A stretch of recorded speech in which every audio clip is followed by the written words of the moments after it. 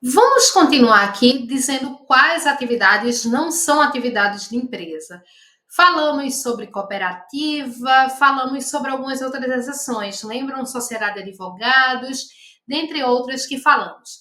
Porém, faltou falarmos de uma das mais importantes, que eu deixei justamente em stand-by para começarmos no bloco de agora, que é a exceção do parágrafo único do artigo 966, que a gente vai ver agora em conjunto.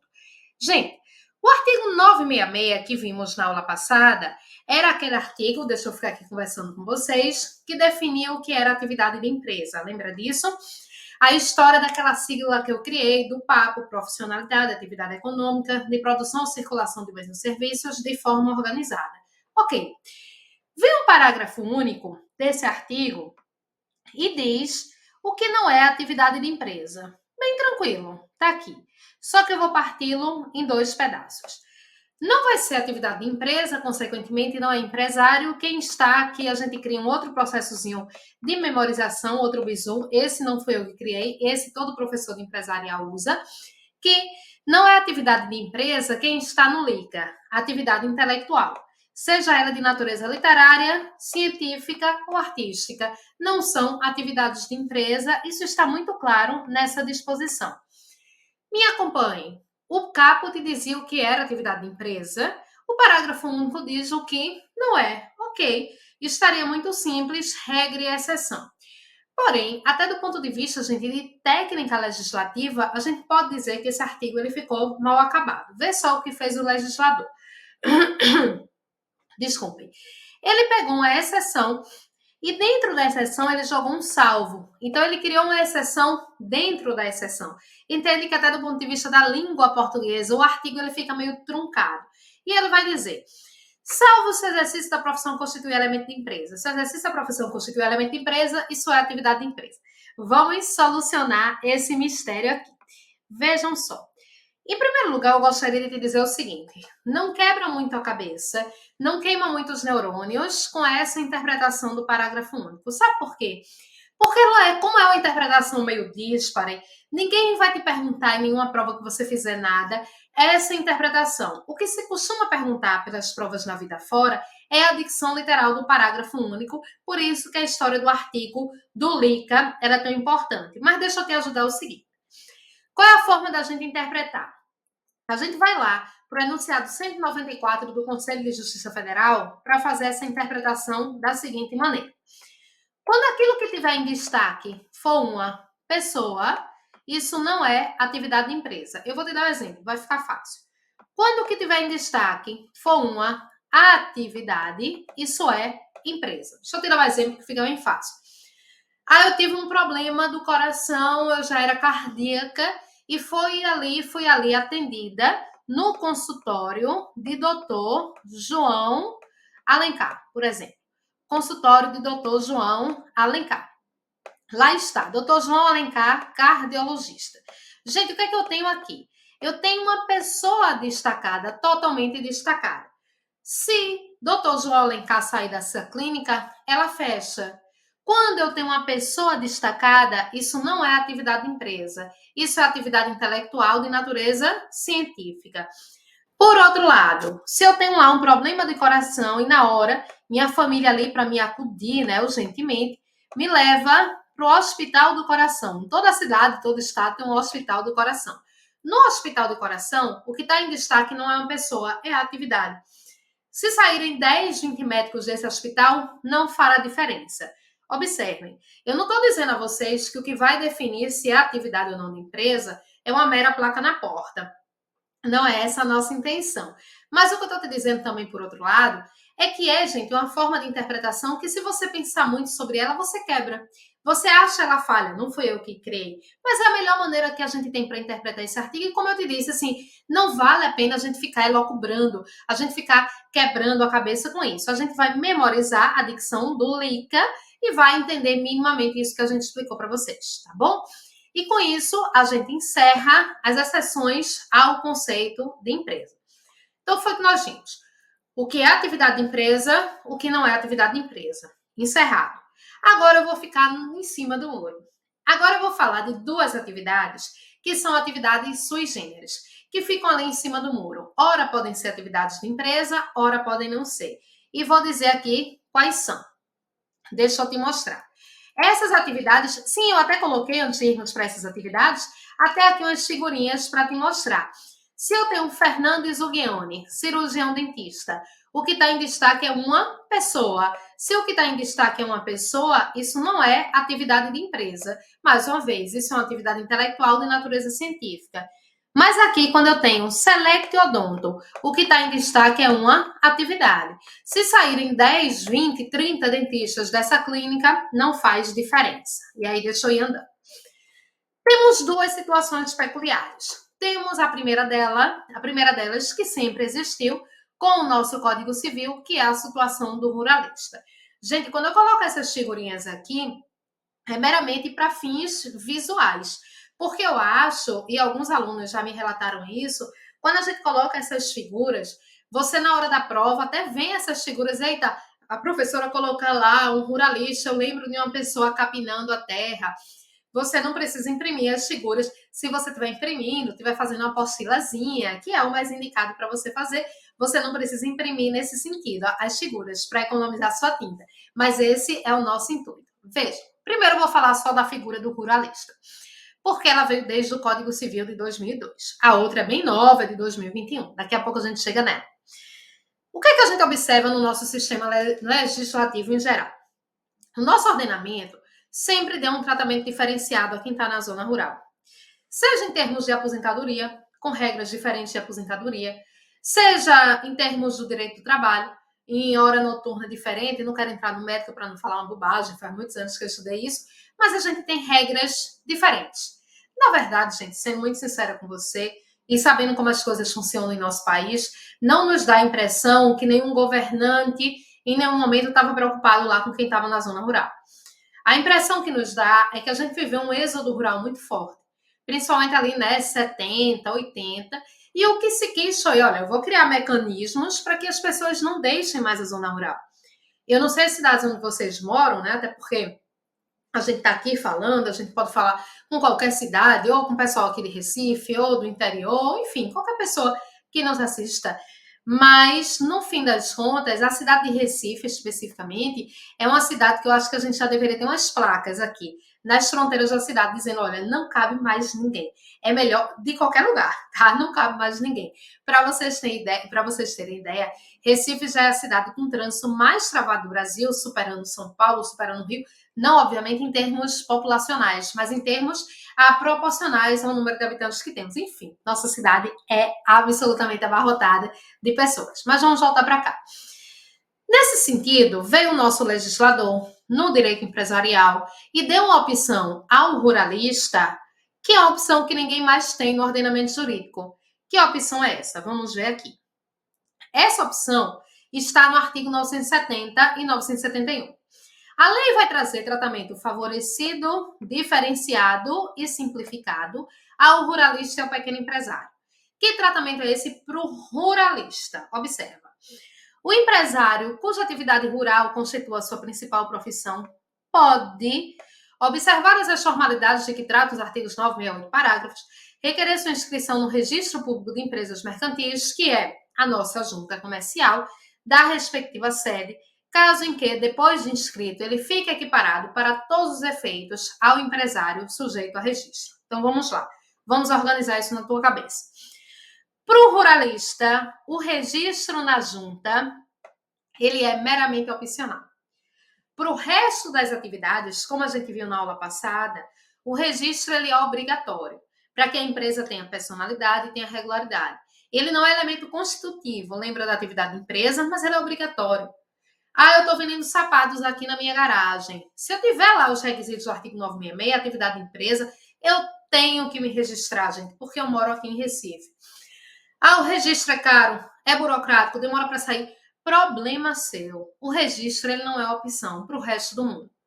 O ruralista, até o ano então de 2021, ele era o único no ordenamento jurídico que poderia escolher se registra ou não.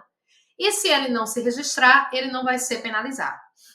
Tudo o que vamos dizer do ruralista se aplica, passa a se aplicar em 2021 ao parágrafo único do artigo 971, que dispõe: aplica-se o disposto no caput deste artigo à associação, pela primeira vez o direito empresarial passa a tratar de associação, que desenvolva atividade futebolística em caráter habitual e profissional, caso em que, com a inscrição, vai ser empresária para todos os efeitos. Então, essa é a nossa peculiaridade. Essa situação do registro ser opcional, anteriormente só para o ruralista, passa também a incluir a associação futebolística que desenvolva caráter habitual e profissional. Deixa eu voltar aqui, tudo que dissermos se aplica a essa atividade. Eu não vou falar de pequena empresa agora, mas mais para frente, quando falarmos dela, vamos verificar que esse artigo, eu acho ele mal redigido. Eu acho que o legislador poderia ter partido em caput e parágrafo. Ele quis economizar. Por quê? Porque, no final das contas, nos parece que o ruralista e o pequeno empresário estão no mesmo bolo, e não estão. O ruralista, ele pode se registrar se ele quiser. E se ele não quiser, não é penalizado. O pequeno empresário, gente, que depois vamos definir quem é em próximas aulas, ele é obrigado a se registrar. Ele tem benefícios no registro, ele tem mais facilidades, mas ele é obrigado a se registrar. O ruralista, ele tem essa característica de ter o registro como algo opcional. Deixa eu te mostrar aqui. Em regra, para as atividades em geral, R de regra, falamos que o registro, ele tem natureza declaratória. Lá no artigo 966, ele declara se a empresa é regular ou não. No caso do ruralista, é o seguinte: ele vai bater no peito e ele vai escolher. Se ele fizer o registro na junta comercial, se ele fizer o registro, sua atividade é atividade de empresa para todos os fins. Se ele simplesmente optar por não se registrar, sua atividade não é atividade de empresa e ele não é penalizado. Observe o seguinte: lá no exemplo de eu vendendo sapato no meu quintal, que eu te disse na aula passada, mesmo que eu não registrasse minha atividade, ela era de empresa, eu era empresário. O ruralista não. Porque não se esqueçam disso. A natureza do registro para o ruralista, ela é do tipo constitutiva. Ele só vai ser empresário se ele tiver registrado. Gente, tem umas coisinhas de prova de concurso que não nos surpreendem. É para isso que a gente está aqui, prova de concurso de OAB, de faculdade, não nos surpreende, porque a gente sabe onde o examinador vai. E o examinador vai muito aqui, tá certo? Para ele, a natureza do registro é constitutiva. Professora, mas no final das contas, como é uma coisa opcional, isso aqui é só faz de conta, porque é claro que ninguém que está nessa condição se registra, porque é caro, é burocrático. É não, gente, muito pelo contrário. O ruralista, ele vai verificar. E às vezes ele não se registra na hora que começa as suas atividades, se registra um tempo depois. Deixa eu te dar alguns exemplos. Ele vai participar de uma licitação no governo. Aí o poder público exige no edital de licitação que só podem participar pessoas jurídicas. Então, para ele, pode ser lá interessante ele se inscrever na junta comercial. O que mais? Eu poderia te dar aqui como exemplo. A gente também pode levar em consideração linhas de crédito bancária.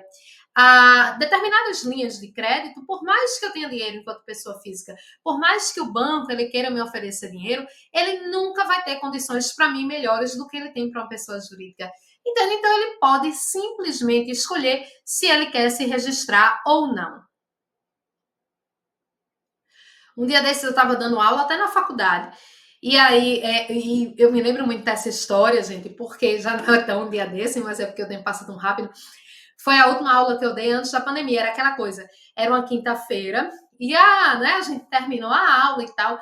Eu fui lá na faculdade, tenho minha sala, deixei meu casaco, deixei lá, eu sempre deixo comida onde eu estou. Eu não fico em lugar nenhum sem comida. Eu deixei o meu lanchinho, porque na semana que vem eu ia voltar e tal. E que semana que vem foi essa, né? Que a gente passou mais de ano para voltar. E eu me lembro que nessa última aula, eu tinha um aluno tratando justamente sobre isso. Eu terminei de explicar, era uma aula de teoria geral do direito empresarial, e ele fez essa observação. Professora, minha mãe está exatamente nessa condição, e eu nem sabia que isso existia. E agora eu estou entendendo por quê. Porque ele disse que a mãe dele começou a desenvolver atividade, né, na zona rural e tudo mais, e simplesmente não se registrou. Mas agora estava vendo certas benefícios do registro. Sim, o que caracteriza a atividade rural é uma caracterização puramente geográfica, tá? E aqui eu quero ir adiante com vocês, falando de outros aspectos de registro. Deixa eu pegar aqui meu quadro em branco para a gente falar aqui um pouquinho. Vejam só. Eu quero que vocês entendam, até porque isso vai ter total ligação até com o que a gente vai começar a ver na outra aula e daí por diante.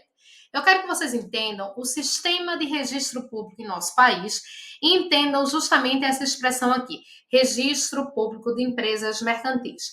Dificilmente a gente vai se deparar em termos de prova com a expressão junta comercial. Professora, por quê? Porque a expressão utilizada pelo código é a expressão mais ampla, registro público de empresas mercantis, e as provas repercutem, né, replicam o que está lá no Código Civil. Então, deixa eu vir para cá para a gente conversar sobre isso. Cadê meu quadro branco?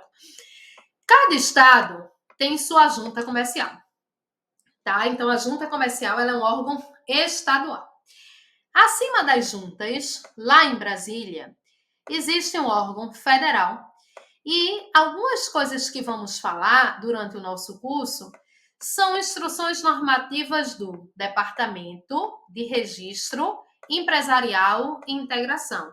Departamento de Registro Empresarial e Integração, que é o DREI, situado lá em Brasília. Isso daqui, gente, forma um sistema de registro público de empresas mercantis. As juntas comerciais, hoje em dia, não se utilizam mais para efeito de prova, a gente não fala mais no NIRE, que era um número que a gente tinha de identificação de empresas, e hoje em dia as empresas elas são identificadas através do Cadastro Nacional de Pessoas Jurídicas, CNPJ, mas lembrando que quem atribui esse número é a nossa Receita Federal, tal qual o nosso CPF, né? Quem atribui o número do CPF não é a Receita Federal, o CNPJ também. Eu quero mostrar para vocês algumas coisas sobre a junta comercial. Primeiro, nós temos uma lei específica sobre registro de empresas, que é a Lei 8934 de 94. É a primeira vez que eu tô, acho que é a primeira, né? Vez que eu tô citando aqui uma legislação extravagante, que aí você vai se apropriando dela, obviamente, que a gente vai falar algumas coisas sobre elas. Aí deixa eu contar uma história a vocês aqui em Caruaru, né? Da nossa cidade, aqui no nosso interior do Pernambuco. Aí eu dei aula uma turma, era empresarial 1. E aí, empresarial 1, a gente fala muito de junta comercial, é o primeiro contato dos alunos com a matéria e tudo mais. E essa turma lá eram 4 disciplinas de empresarial. Passamos 2 e 3 separados, os meninos estavam com outro professor, e aí nos encontramos de novo em empresarial 4. Eu tinha uma aluna que era muito expansiva, muito engraçada. A mãe dela tinha uma empresa lá, uma cafeteria, que para mim, inclusive, é a melhor lá, né, dessa cidade. E aí, no final, ela disse, mas professora, quando a gente se reencontrou em Empresarial 4, você me causou uma grande decepção. Isso que foi que eu fiz? Ela disse, minha mãe me chamou, disse, minha filha, vamos ali comigo na junta comercial. Eu super me aprontei, coloquei um terninho, coloquei um salto alto e fui embora para a junta comercial da unidade de Caruaru, né? Porque a junta é estadual, como a gente disse, a sede é aqui em Recife, mas ela tem unidades interiores em todos os estados, isso acontece. E quando eu cheguei lá, professora, eram apenas 2 mesas, umas mesas meio velhas, meio quebradas, 2 servidores que não estavam lá muito simpáticas, sentadas numa microsala, aqui na junta comercial. E ela disse, ela lá, professora, falava em junta comercial, fui esperando sim. Você estava esperando o quê? Você estava achando que ia para o STJ ou STF? Não, gente, é a junta comercial. É um serviço público, como tantos outros. Inclusive, existe concurso específico para a junta comercial, tá? Então, fica de olho se você tiver interesse. A gente vai falar o tempo inteiro no nosso curso sobre junta comercial, porque simplesmente é o órgão mais importante de nossa atuação. Mas eu quero trazer para vocês agora algumas funções precípuas da junta comercial. A função precípua da junta comercial é registrar empresas. É para isso que ela existe. Hoje em dia, quase tudo que se faz na junta, você faz pelo modo virtual. Quem atua muito mais, gente, em junta comercial, muito mais do que advogado, é contabilista, essa é a verdade. E, no final das contas, eles têm um token, tal qual a gente tem lá, para assinar nossas petições digitais. Então, quase tudo se faz de maneira virtual. Antigamente, a gente passava aqui na nossa aqui de Pernambuco, A Junta Comercial da gente em Pernambuco, a sede dela é a sede, é onde sai o Galo da Madrugada, né? Um lugar bem emblemático para a gente aqui. A gente passava, a gente via um monte de despachante e tudo mais, o pessoal ali na porta, meio que brigando para pegar os clientes. Hoje em dia, você faz tudo de modo virtual. Os assentos que estão na junta são públicos, qualquer pessoa pode ter acesso deles. E aí, você registra a empresa. Qualquer modificação, pega bem essa regra. A gente vai repetir isso várias vezes em diversos artigos que vamos ler, mas já memoriza. Qualquer modificação pela qual a empresa venha passar, para que ela seja posta contra terceiros, para que terceiros tomem conhecimento, eu preciso averbar isso na junta comercial, certo? Mudou sede, mudou sócio, mudou capital social, então a junta também vai averbar as modificações de empresa. Na prática, gente, isso é meio esculhambado, desculpem a expressão, por quê? Tudo que você vai fazer na junta comercial, você precisa pagar. E aí isso aqui é meio esculhambado e tudo mais. Mas para efeito de prova, todas as modificações, para serem opostas perante terceiros, precisam estar averbadas na junta. Isso aqui também pode aparecer em prova como o verbo arquivar.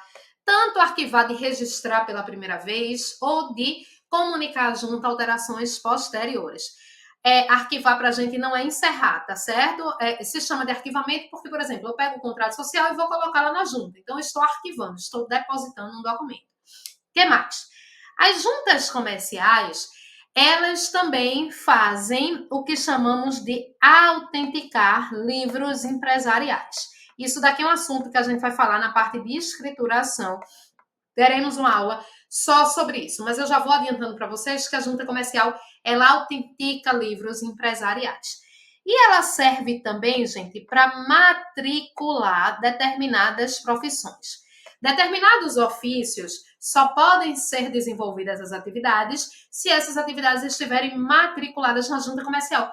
Como a gente, enquanto advogado, a gente não precisa estar matriculado na OAB, determinadas profissões também, como, por exemplo, tradutor oficial, intérprete oficial, leiloeiro. Leiloeiro é uma boa atividade, viu, do ponto de vista financeiro, dentre outras atribuições. Então, estou mostrando a vocês algumas peculiaridades da legislação 8.934 para que a gente se aprofunde um pouco mais em termos de registro. Mas, além disso, a gente vai falar também do Código Civil. Eu quero tratar de alguns assuntos, alguns tópicos em específico. Eu queria depois que a gente acabasse aqui, quando você fosse estudar, lembrando sempre que tem que ser a sua parte, a gente direciona, a gente ajuda, a gente facilita a tua vida, mas depois você tem que sentar para estudar, então vê só, deixa eu te dizer aqui. Eu queria que você olhasse, para fechar o que vimos até aqui, nós vimos do artigo 966, artigos 966 até 971, certo? 966 até 971. Depois, que é o que a gente vai até falar agora, a gente vai para o artigo 1150, desculpem, 1150 até 1154. E aí vamos falar sobre isso. E aí eu quero falar, gente, um pouquinho sobre essa coisa do registro, para que a gente fique mais íntimo nisso. Veja, o que é que diz o artigo 967? Isso também eu vou desenhar aqui, porque fica melhor para vocês visualizarem. Vou apagar o que está aqui na tela, para a gente falar do artigo 967.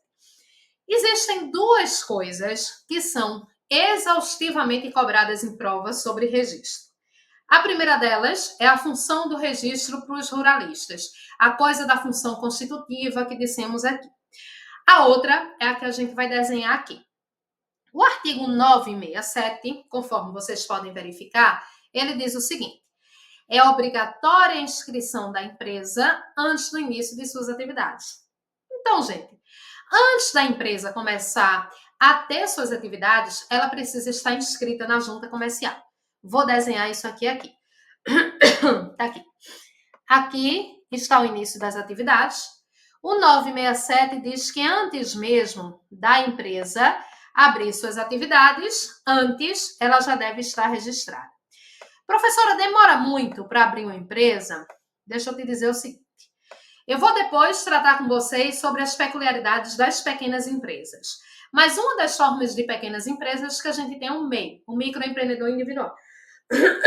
Desculpa, viu, mas gente, tô me recuperando ainda de tosse, peguei uma gripe, peguei Covid, essas coisas todas, e tô me recuperando, aí a voz vai falhando mais do que eu costumo. Dizem que o Covid, ela afeta uma parte que a gente tem mais fraca, né? A minha, não sei, como eu, né, trabalho muito com a voz, aí vai dando um pigarrozinho, mas nada que não dê pra gente acompanhar aqui. Então vejam só. O que é que acontece no final das contas? O microempreendedor individual, por exemplo, que depois eu vou falar sobre ele. Você consegue abrir uma MEI em 2 horas, tá? Em 2 horas. Se você tiver minimamente noção, você vai perguntando ao Google, muito cuidado. Foi matéria do Fantástico até um dia desse, justamente todos os golpes que estão criando de sites falsos para aberturas de MEI, mas em geral é isso. Você vai verificando lá, em 2 horas você consegue abrir. Para aquela empresa, você consegue abrir aí até em uma semana, ME, PP, depois a gente vai falar. Se não for, realmente isso demora um pouco mais, tá? Uma das coisas que a Lei de Liberdade Econômica, que é uma das legislações que vamos tratar, já tratamos dela na parte de SLU, lembra aquela coisa toda? Uma das coisas que ela fez, que na minha visão foi bastante útil, foi acabar com a necessidade de alvarás para atividades de baixo risco, sendo que é atividade de baixo risco definido por cada poder público municipal. Bom, então, antes, porque isso demorava muito, isso atravancava muito a abertura da empresa. Então, antes. Vem o artigo 1151, eu acho engraçado, que é como se o legislador dissesse assim no 1151. Esse povo é brasileiro. Brasileiro nunca faz hoje o que pode fazer daqui a um mês, o que pode fazer daqui a 2 meses, 3 meses, enfim. Vem o artigo 1151 e eu digo a vocês, eu gosto de dizer que ele dá um prazo de lambuja. O que é um prazo de lambuja? Ele diz assim, olha, se você entrega toda a sua documentação em até 30 dias, os efeitos do registro vão retroagir. Os efeitos do registro serão ex tunc e a empresa vai ser considerada regular desde o primeiro dia.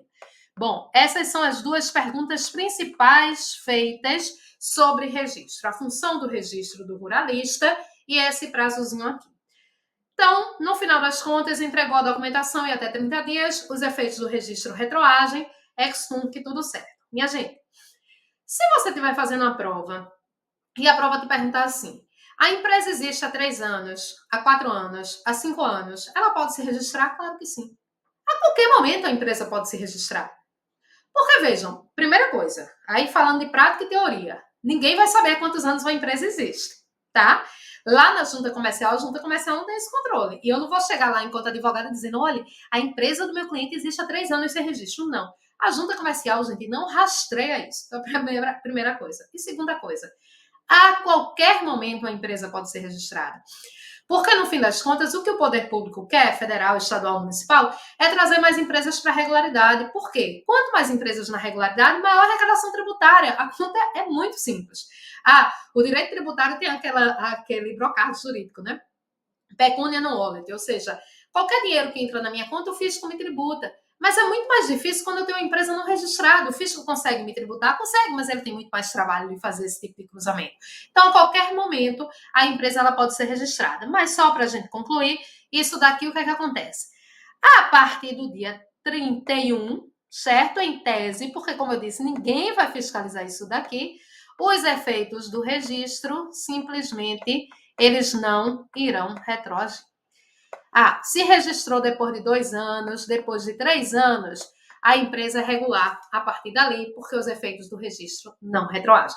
Por isso que eu acho bom fazer a explicação desse artigo 967, juntamente com o artigo 1151, através disso daqui, através desse desenho, tá? Registro não é uma coisa que a gente vai falar agora e simplesmente a gente vai parar, muito pelo contrário. Lá na parte quando a gente fala de sociedade, a gente fala de sociedade em comum. Durante todo o nosso curso, durante todo o nosso encontro, a gente sempre vai falar da figura do registro. E só para a gente terminar, a gente só falou aqui hoje, né, dos pontos mais importantes. Eu coloquei até aqui o enunciado 202 da terceira jornada de direito civil. O registro do empresário ou do ruralista na junta comercial é facultativo e natureza constitutiva, sujeitando ao regime jurídico empresarial. É inaplicável esse regime ao empresário, sociedade rural, que não exerça tal opção. Lá depois, mais para frente, quando estudarmos falência e recuperação, aí a gente traz umas regras específicas de recuperação judicial para ruralista. Mas isso é no outro momento, não cabe aqui falarmos agora.